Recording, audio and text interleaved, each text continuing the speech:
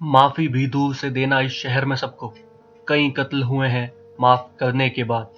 छतरपुर में हुए श्रद्धा murder case ने राजधानी में सनसनी मचाकर रख दी है। दिल दहला देने वाली इस घटना ने मानवता को शर्मसार कर दिया है। आज हम जानेंगे इस मर्डर केस की पूरी कहानी। कहानी की शुरुआत होती है मुंबई के एक कॉल सेंटर से। साल 2018।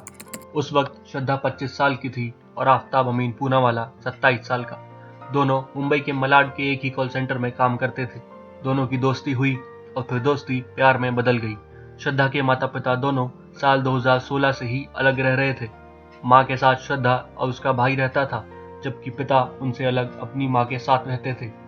आफ्ताब ने श्रद्धा से पहले इमोशनल दोस्ती की और फिर दोनों ने एक साल में ही तय कर लिया कि दोनों लिव इन में रहेंगे। साल 2019। दोनों ने मलाड में एक कमरा किराए पर लिया और लिव इन में रहने लगे, जिसका श्रद्धा की माँ ने विरोध किया था। लेकिन तब श्रद्धा ने अपनी माँ को ये कहा था कि मैं 25 साल की हो गई हूँ और मुझे मेरे फैसले लेने का पूरा अधिकार है। मुझे अब आफ्ताब के साथ लिव इन में रहना है।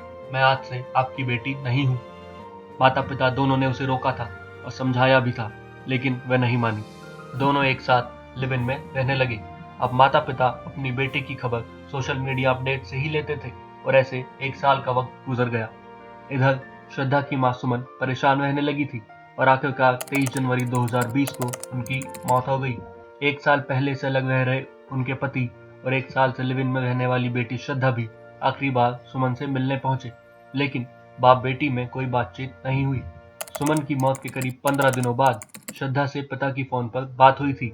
तब उसने बताया था कि आफ्ताब उसे परेशान करता है और इसका विरोध करने पर उसने माफी भी मांग ली थी। इसके बाद श्रद्धा फिर से उसी के साथ रहने लगी थी। पूछताछ में पता चला है कि 8 मई 2022 को दोनों मुंबई से दिल्ली आए थे और पहली बार दोनों पहाड़गंज के एक होटल में रुके थे।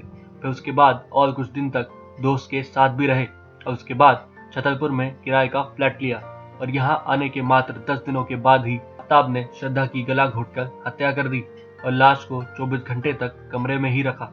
अब बारी थी लाश को ठिकाने लगाने की।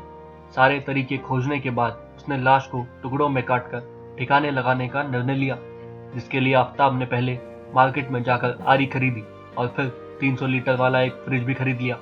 उसके बाद उसने बाथरूम में लाश को रखकर आरी से हाथ और पैर के दर्जनों टुकड़े किए और फिर प्लास्टिक में पैक कर फ्रिज में रख दिया।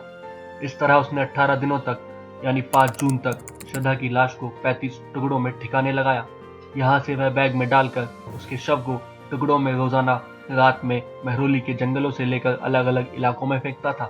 उस दौरान जोमेटो से खाना मंगाकर वो उसी फ्रिज में रखता था जिसमें उसने लाश के टुकड़े रखे हुए थे और फिर उसी खाने को खाता भी था। इसी बीच पिछले कई हफ्तों से पिता की बेटी से कोई बात नहीं हो रही थी और श्रद्धा के सोशल मीडिया पर भी कोई अपडेट नहीं था, जिससे उसके पिता अपनी बेटी की खोज खबर लेते थे। जिसके बाद पिता ने परेशान होकर बेटे से पूछा कि क्या उसकी श्रद्धा से कोई बात हुई है। उसने भी बताया कि पिछले 2 महीने से उसकी कोई बात नहीं हुई। जिसके बाद श्रद्धा के एक कॉमन फ्रेंड से बात हुई और उसने भी बताया कि पिछले 2 महीने से श्रद्धा से कोई बात नहीं हुई है।